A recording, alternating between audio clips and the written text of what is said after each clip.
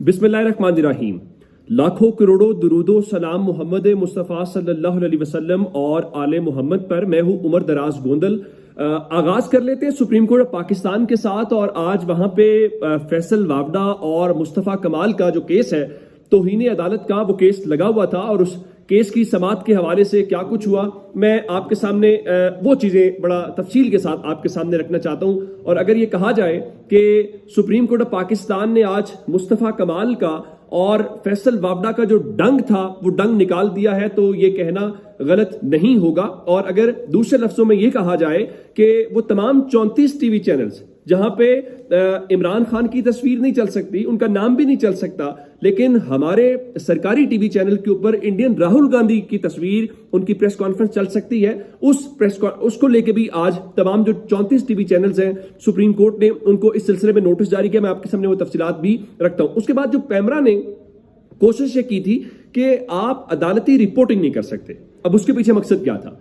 उसके पीछे मकसद ये था कि एक तो जो अडयाला जेल के अंदर 190 मिलियन पाउंड केस की समाअत है या बाकी जगहों के ऊपर, वहां इमरान खान जो मौकिफ देते हैं वो मीडिया पे रोकना है। लोगों को नहीं पता चलना चाहिए क्या चीजें हैं, तो आड़ क्या ली गई, अदालती रिपोर्टिंग की आड़ ली गई। लेकिन मकसद क्या था ये सब लोग जानते हैं। अच्छा, उसके ऊपर भी हुआ।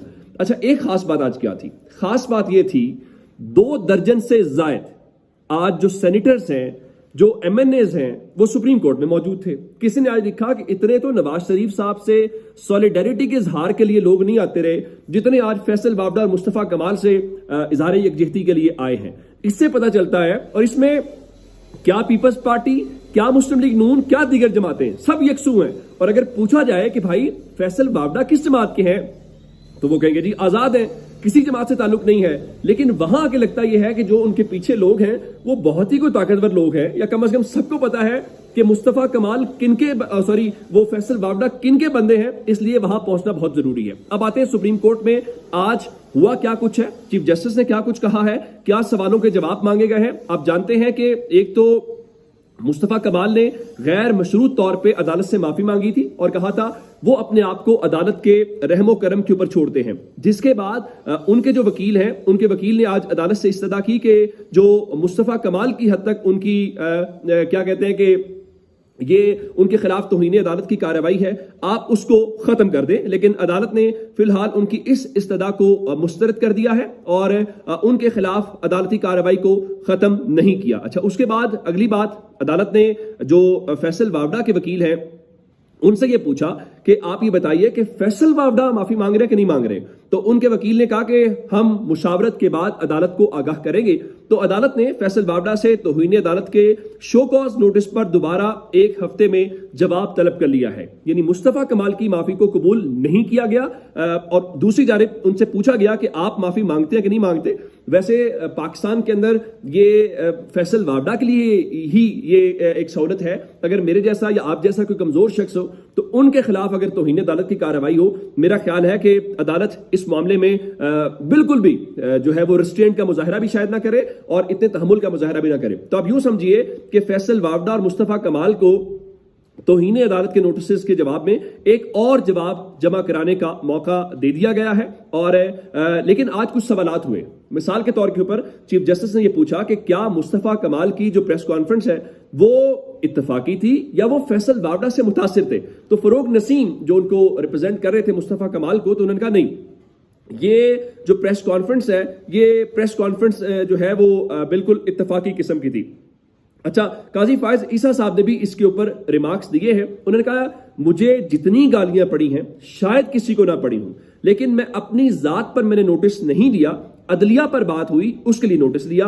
और उन्होंने कहा मुझे ऊपर वाले से डर लगता है, मुझे जिसने गाली दी मैंने उसको भी इंसाफ देना है। अच्छा, ये सारी बातें काजी साहब ने जहां पे की, और काजी साहब ने एक आज जो एक अच्छी चीज थी वो अदालती रिपोर्टिंग के हवाले से था। और चूंकि अदालती कार्रवाई नशर न करने के हवाले से पैमरा ने एक नोटिस जारी कर दिया था, तो काजी फायज ईसा साहब ने पैमरा के उस नोटिफिकेशन का नोटिस लिया और बड़ा बुनियादी सवाल उठाया। पहले दिन से हम यही कह रहे हैं कि अदालतों की कार्रवाई को ना पैमरा रेगुलेट कर सकता है, ना इलेक्शन कमीशन रेगुलेट कर सकता है। तो काजी साहब ने सवाल ये उठाया कि आप ये बताइए कि पैमरा कौन होता है ये तय करने वाला कि अदालती कार्रवाई का कौन सा हिस्सा जो है वो टीवी पर चलना है और कौन सा हिस्सा जो है वो टीवी के ऊपर नहीं चलना। अच्छा, उसके बाद अदालत ने इसके ऊपर बड़ी वाज़ेह एक और बात की। उन्होंने देखिए, एक तरफ पूरी प्रेस कॉन्फ्रेंस आपने टीवी पे दिखाई, उस पे पैमरा ने कोई नोटिस नहीं लिया, लेकिन कोर्ट की रिपोर्टिंग से रोक दिया।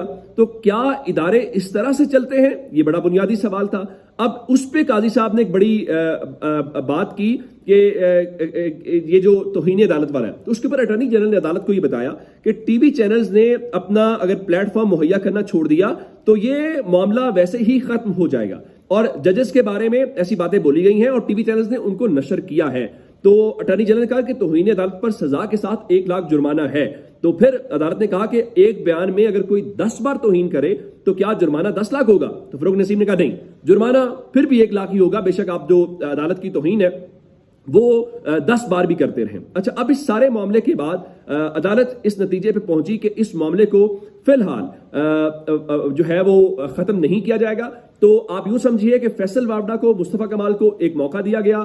34 टीवी चैनल, यानी तमाम जो न्यूज चैनल्स हैं, क्योंकि पाकिस्तान के अंदर टीवी चैनल्स की कैटेगरी मुख्तलिफ है।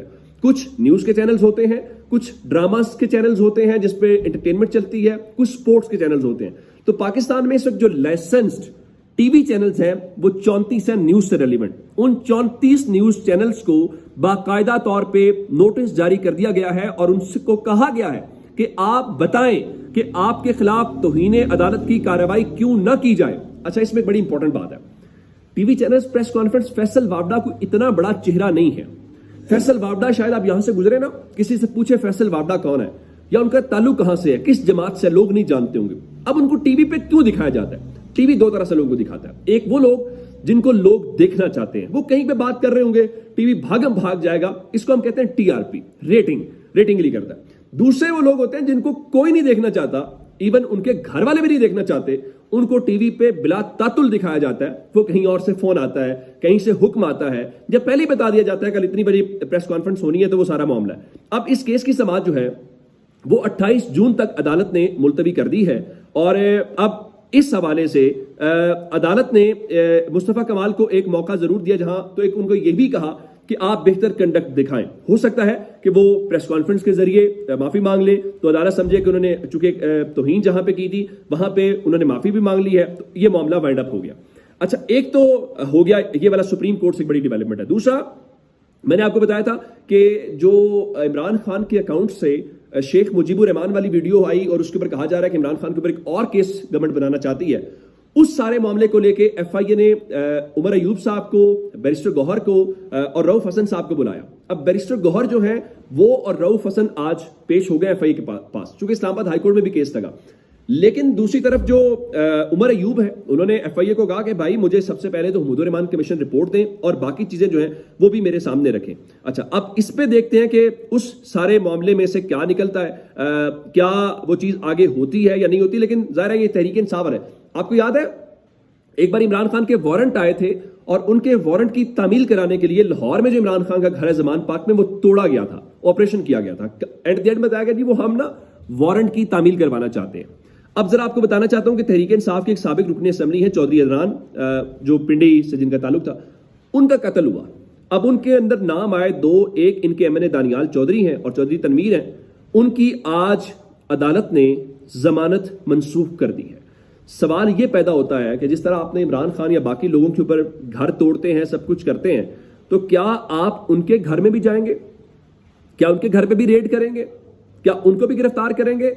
या ये सिर्फ और सिर्फ गिरफ्तारियां जो तहरीक इंसाफ है या उनके लोगों के खिलाफ ही आपने करनी होती हैं? ये एक बड़ा बुनियादी किस्म का सवाल है जो अपनी जगह के ऊपर मौजूद रहेगा। एक और आपको खबर दे देते हैं, सनम जावेद की गिरफ्तारियां होती हैं, एक से जमानत होती है, अगले केस में गिरफ्तारी डाल दी जाती है। लाहौर हाईकोर्ट ने सनम जावेद को फौरी तौर पर रिहा करने का हुक्म दिया। अब क्या एक बार फिर अदालत का जो क्या कहना चाहिए फैसला है वो जूते की नोक के ऊपर रखा जाएगा? ये एक बड़ी इंपॉर्टेंट बात है। लेकिन इस पे फवाद चौधरी कह रहे थे कि उम्मीद है कि जो अदालती हुक्म है उस पर अमल किया जाएगा और अदालती अहकामात को हवा में उड़ाने की जो रिवायत और रियायत है वो खत्म होनी चाहिए। दूसरी जानिब इमरान रियाज हज पढ़ने जाना चाहते हैं लेकिन उनको रोक दिया गया।